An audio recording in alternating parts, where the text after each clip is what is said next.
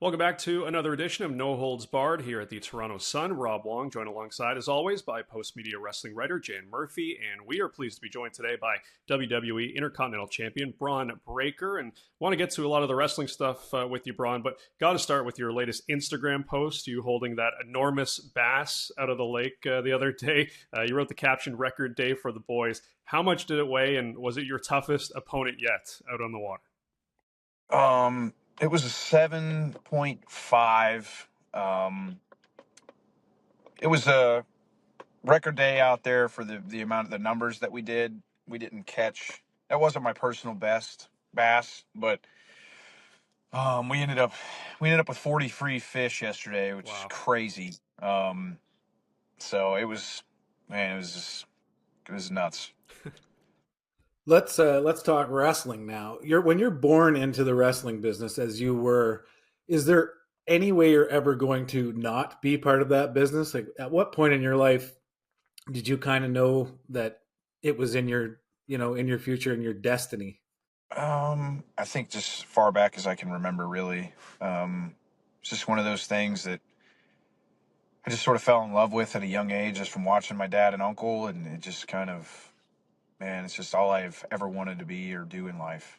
So, Yeah, it's been a pretty incredible first year here for you coming up on the main roster. I think February 16th, maybe a year ago, you made your debut on SmackDown. When you look back at this, past year, what have you really enjoyed about your experience so far, and maybe what are you hoping now that you've got a year under your belt moving forward here?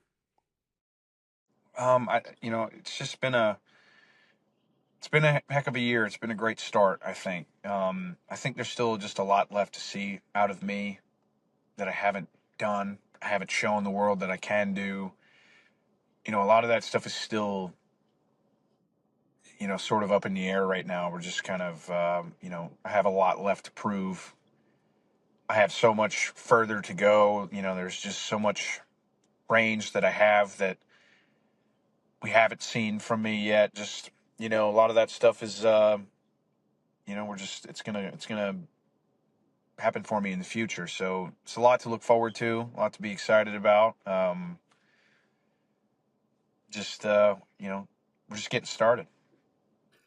I remember in 2004, Toronto had a big event that I covered, and I met Randy Orton for the first time. And I remember thinking, wow, generational talent. I see that when I see you, I see the same thing I saw in Randy at that time.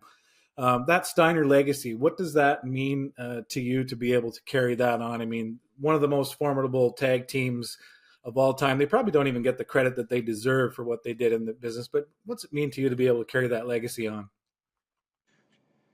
It means everything. I think that's, you know, one of the most prevalent driving forces in why I do what I do, just because I have a standard to live up to. Just from being a Steiner, I think, I have to perform at a certain level or else it's not good enough. So I understand that's been that way my whole life in every sport that I've ever played. So that's not new to me. But, being in professional wrestling and seeing some of the incredible things that they were able to do in their run was, I have to be on top of my game at all times. It's just the way it is. Having those type of mentors in your life with your dad and your uncle that have been there and done that, I'm curious, how much do you lean on them for advice? How much do you even talk shop with them? Because I imagine they want you to carve your own path, but having that experience, how much do you talk wrestling with them? Um, Quite a bit, actually. Just kind of depends on where I'm at or what I'm doing currently on TV or where we're headed or storyline stuff or, I'm always asking for different opinions just because it helps. It does nothing but help, as far as, you know, whether we use it or whether we don't, or we could go this direction, we could go that. That's a great idea. It's just, it's always great, in my opinion, to have sort of multiple avenues or multiple ideas other than my own, to sort of help the story or help where we're going. So they're extremely important and, very much involved in what I'm doing. I'd like to talk about the spear heard around the world. The at the Rumble, part of me when I saw it, I mean, like everybody, like I jumped out of my chair. You nearly, cut him in half. What you do is very serious. I mean, what kind of conversation happens to make sure that this man can take this forceful move? I mean, it's incredible. Not everyone can take that. I mean, how much trust is involved in being able to trust that he can take this and not, end up really seriously injured? Yeah. There's obviously things that go into it. He was, we were all, aware of what was going on and what was, going to go down. You know, I'm I don't want to pat my own self on the back, but I'm a professional and I know how to Yeah. do that in a way to where, he's not in the hospital. Well, So, did you ever like? I think it um, had last I saw it had like 300 million views or something. It's like yeah, crazy. I mean, I've been doing this. I've been doing that for over 20 years, being a football player. So, I used to do that every day. I mean, that one got the most traction just because of the nature of Speed has an incredible following on social media and as a streamer. So it obviously got the views that it did. But, I've hit people harder than that in the ring, man. I mean, I've, I mean, I've hit a lot of people harder than that in the ring. So just That's amazing. gonna put it that way. Yeah, absolutely. When it comes to that move, the spear, it feels like not, every single spear is different. As far as different wrestlers, you look at a guy like Goldberg, you look at, even Romans and yours, they're all different. Everybody's got their own twist on it. I'm curious, what do you think makes a good one? And what do you think is good about yours that kind of separates it from other people's? um, you know, I, I think it's probably, all of our backgrounds, like, probably has everything to do with it. Because Roman, Goldberg, and myself all were all professional football players, all of Yeah. us.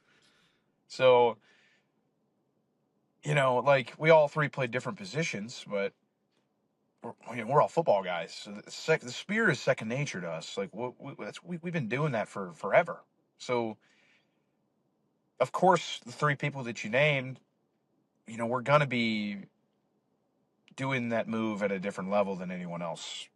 You know, and now obviously, you know, Goldberg's was crazy, right? I mean, he had a great one. Roman's is different in its own right itself. And I think mine is also different than both of theirs in terms of like what it looks like. Which is part of I've sort of been a little bit more critical about that of how I can make mine different. So that's just me being watching the film and figuring out how I can be different. So yeah, it's three football guys, man. Yeah, no, for sure. And just to piggyback off that, football part you mentioned, all three of those guys, having that background, including yourself, and that specific move has a lot of, translation from the sport. But do you think there's other stuff from the sport of football that carries over to wrestling? Because there's a long line of guys that have been in that sport that have become wrestlers or have that background. Is It's clearly not a coincidence that all of you guys are in this sport, having played football before. But are there other aspects of football, do you think, that carry over to pro wrestling? Yeah, I mean, I think there's a lot. I think speed and agility is a critical one. Explosiveness in terms of like coming from a start to a stop type of scenario is great. There's a lot that translates, man. I think that's that and amateur wrestling are probably the top two things I think that translate the best to what we do. Just because you use body control and all that stuff a lot, which is from wrestling, and then you use a lot of running, speed and agility, change of direction, start stops.